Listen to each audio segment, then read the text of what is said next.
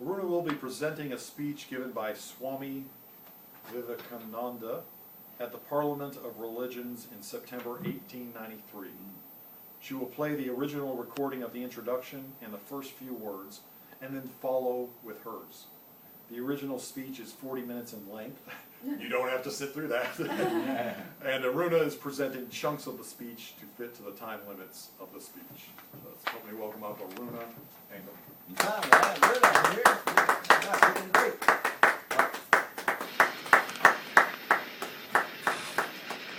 the World Parliament of Religions, ladies and gentlemen, welcome to the afternoon session of the opening day today, the 11th of September, 1893. We now introduce you to Swami Vivekananda from India and request him to address us. Swami Vivekananda. Sisters and brothers of America.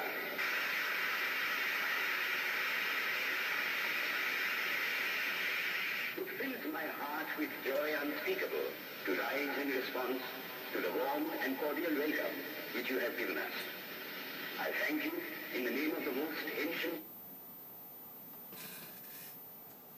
Mr. Toastmaster and fellow Toastmasters, I'll proceed the further speech. I thank you in the name of the most ancient order of monks in the world. I thank you in the name of the mother of religions.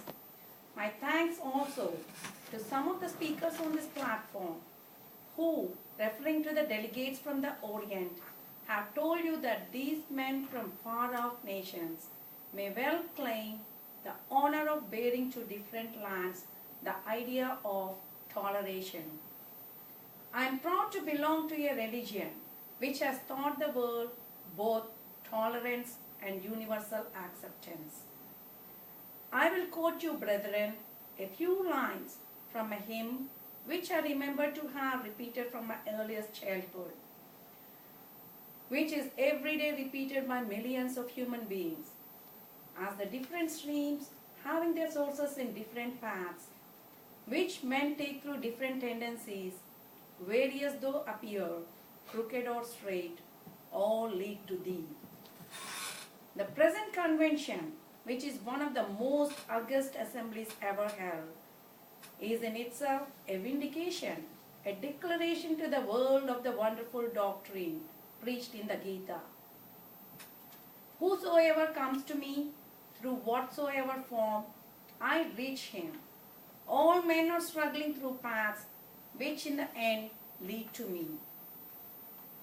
Sectarianism, bigotry, and its horrible descendant fanaticism have long possessed this beautiful earth. They have filled the earth with violence, drenched it often and often with human blood, destroyed civilization, and sent whole nations to despair. Had it not been for these horrible demons, human society would be far more advanced than it is now.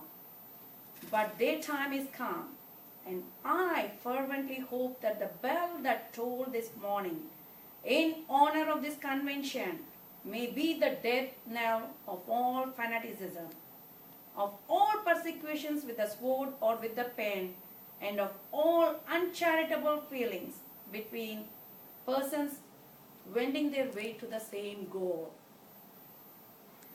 Why we disagree? I'll tell you a little story. A frog laid in a well.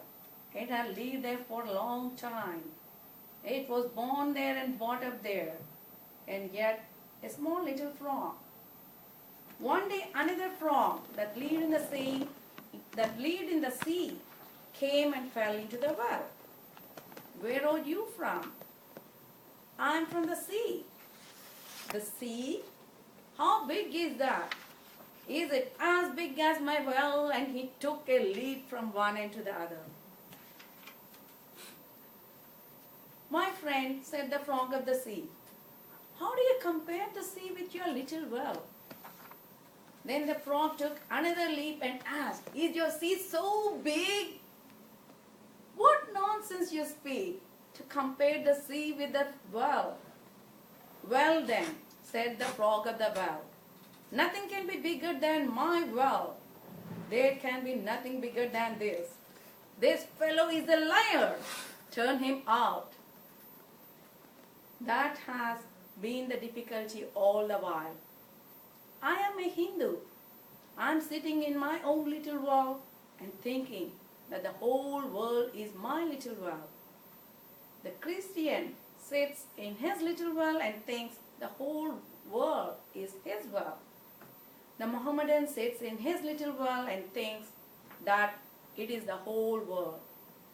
I had to thank you of America for the great attempt you are making to break down the barriers of this little world of ours, and hope that in the future the Lord will help you to accomplish your purpose. Few words about Hinduism. The whole religion of Hindu is centered in realization. Man is to become divine by realizing the divine. Idols or temples or churches or books are only the supports, the helps of his spiritual childhood. But on and on he must progress. He must not stop anywhere. External worship, material worship, say the scriptures, is the lowest stage. Struggling to raise high, mental prayer is the next stage, but the highest stage is when the Lord has been realized.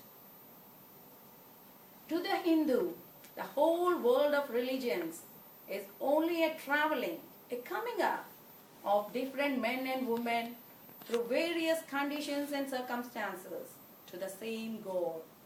Every religion is only evolving a God out of the material man, and the same God is the inspirer of all of them.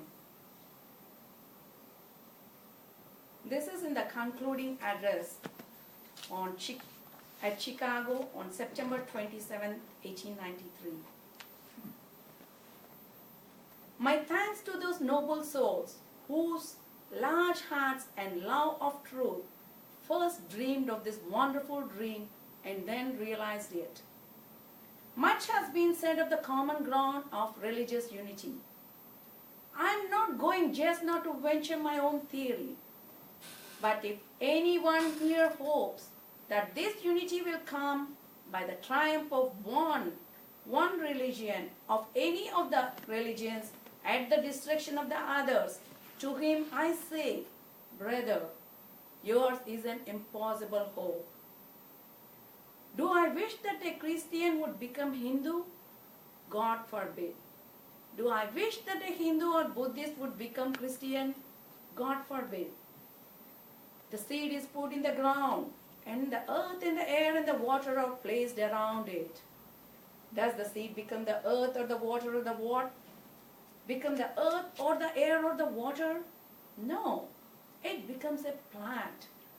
It develops after the law of its own growth, assimilates the air, the earth, and the water, converts them into a plant substance, and grows into a plant.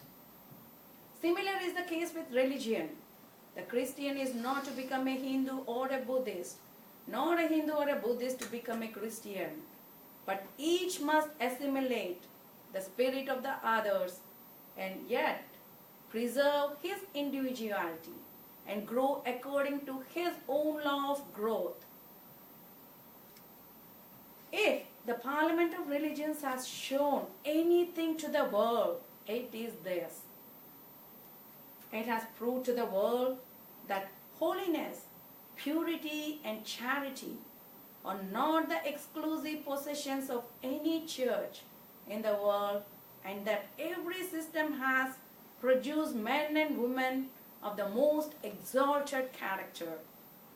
In the face of this evidence, if anybody dreams of the exclusive survival of his religion and the destruction of others, I pity him from the bottom of my heart, and point out to him that upon the banner of every religion will soon be written, in spite of resistance, help and not fight, assimilation and not destruction, harmony and peace, and not dissension.